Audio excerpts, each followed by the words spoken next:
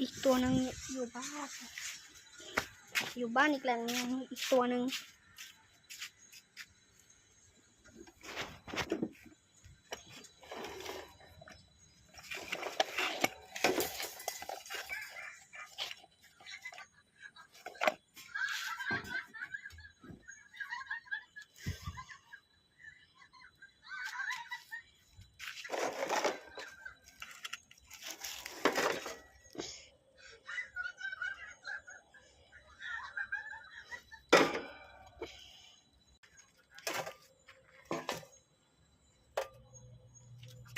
อันนี้เที่ยวก็หมดแล้วพัดลมที่มีทั้งหมดส่วนใหญ่ก็จะเป็นใบพัดแล้วก็ตะแกรง